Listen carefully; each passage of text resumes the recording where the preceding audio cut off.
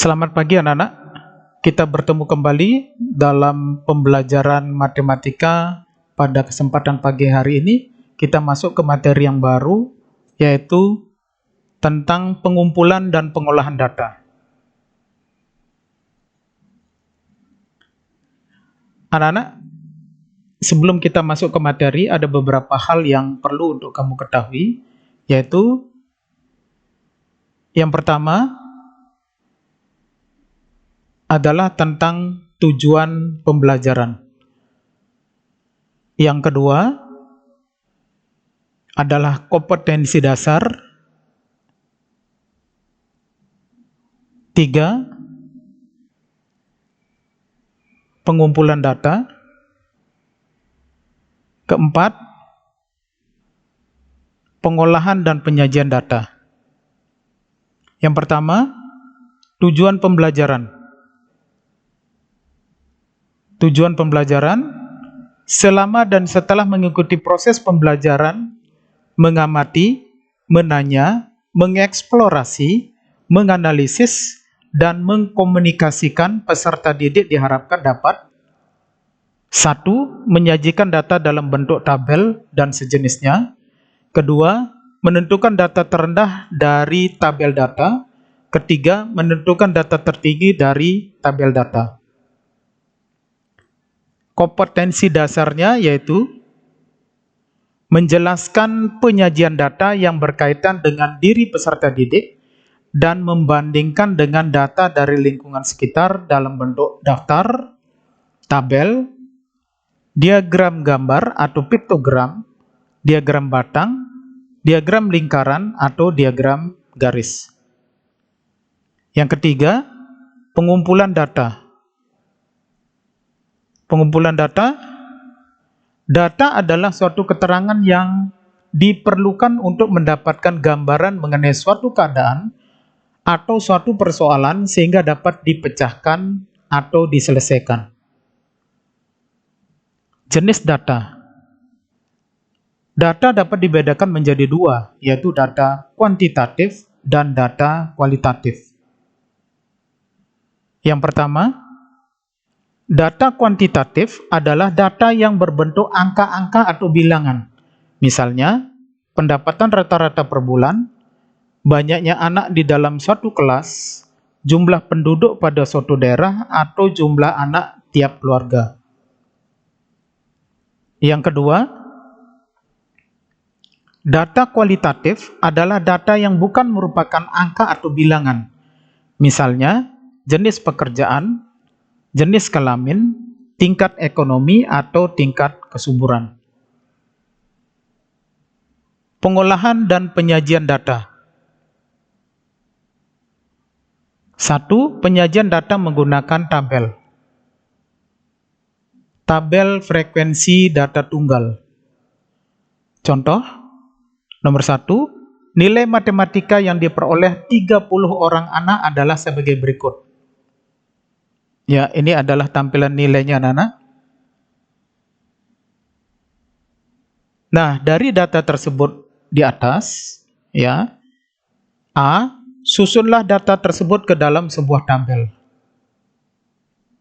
B, nilai berapakah yang paling banyak diperoleh?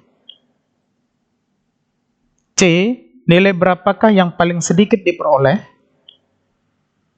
Dan D, berapakah jangkauannya? Jawabannya, ya, ini adalah tabelnya anak-anak. Ya, ini adalah yang pertama, nomor, kemudian ada nilai, kemudian banyaknya anak yang ditampilkan dalam bentuk torus, dan frekuensi atau F. Kemudian kolom yang terakhir adalah jumlah nilai, yaitu nilai dikali dengan frekuensinya. Nomor 1, dengan nilai 55, torusnya adalah ini, sedangkan frekuensinya dengan bilangan yaitu 3. Kemudian 55 dikali 3 sama dengan 165. Yang kedua, dengan nilai 60, torusnya adalah ini, bilangan frekuensinya adalah 6, Kemudian 60 kali 6 sama dengan 360. Yang ketiga, dengan nilai 65, torusnya ini anak-anak, kemudian bilangan frekuensinya adalah 10. 65 kali 10 sama dengan 650. Kemudian yang keempat, nilai 70, torusnya adalah ini anak-anak, kemudian frekuensi dalam bilangan adalah 7. 70 kali 7 sama dengan 490. Kemudian yang kelima, dengan nilai 75, torusnya adalah ini, frekuensinya adalah 4. 75 kali 4 sama dengan 300. Kemudian jumlah frekuensinya adalah 30, jumlah seluruh nilainya adalah 1965. B, nilai yang paling banyak diperoleh adalah 65, yaitu sebanyak 10 orang. C, nilai yang paling sedikit diperoleh adalah 55, sebanyak 3 orang.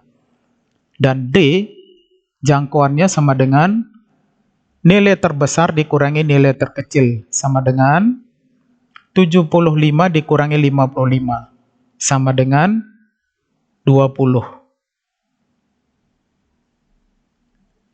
Contoh nomor 2, hasil pengukuran tinggi badan 25 orang anak adalah sebagai berikut. 1. 100 dengan tinggi 141 cm itu 4 orang, dengan tinggi 142 cm 6 orang, dengan tinggi 143 cm sama dengan 8 orang, dengan tinggi 144 cm sama dengan 5 orang, dan yang kelima dengan tinggi 145 cm adalah 2 orang. A. Susunlah data tersebut ke dalam sebuah tabel. B. Dengan tinggi berapakah siswa yang paling banyak? C. Berapa persen siswa yang tingginya 144 cm? Dan D. Berapa orang siswa yang paling pendek? Jawabannya A. Tabel tinggi badan. Ya, tabelnya boleh seperti ini anak-anak. Nomor, kemudian tinggi badan, dan banyak anak atau frekuensi. Nomor 1, dengan tinggi 141 cm, sebanyak 4 orang. Nomor 2, dengan tinggi 142 cm, sebanyak 6 orang. Kemudian 3, dengan tinggi 143 cm, sebanyak 8 orang. Kemudian yang keempat, dengan tinggi 144 cm, sebanyak 5 orang. Kemudian yang kelima, dengan tinggi 145 cm, sebanyak 2 orang. Jumlah frekuensinya yaitu 25 orang. B, tinggi siswa yang paling banyak yaitu 143 cm. Kemudian C, persentasenya, yaitu yang ditanyakan dengan tinggi 144, berarti tinggi 144 per jumlah anak dikali dengan 100%. Anak dengan tinggi 144 itu adalah 5 per jumlah seluruh anak yaitu 25 dikali dengan 100%. Kemudian disederhanakan 25 dibagi 25 dapat 1. Kemudian disederhanakan dengan 100 juga dibagi 25 dapat 4. Kemudian 5 dikali 4 sama dengan 20, sehingga didapatkan 20%. D, banyaknya siswa yang paling pendek sama dengan 4 orang. Ya, anak-anak, demikian pembelajaran kita untuk pertemuan pagi hari ini. Kita lanjutkan dengan evaluasi. Pak Guru akan memberikan soal-soal latihan anak-anak. Ya, soal latihannya ini kamu catat anak-anak, untuk kemudian kamu kerjakan di rumah, ya, dikumpulkan pada pertemuan minggu depan, ya. Ini soal-soalnya anak-anak. Sekali lagi, kalau misalnya ada pertanyaan silakan. Kalau tidak ada, ya, terima kasih atas perhatiannya. Selamat pagi.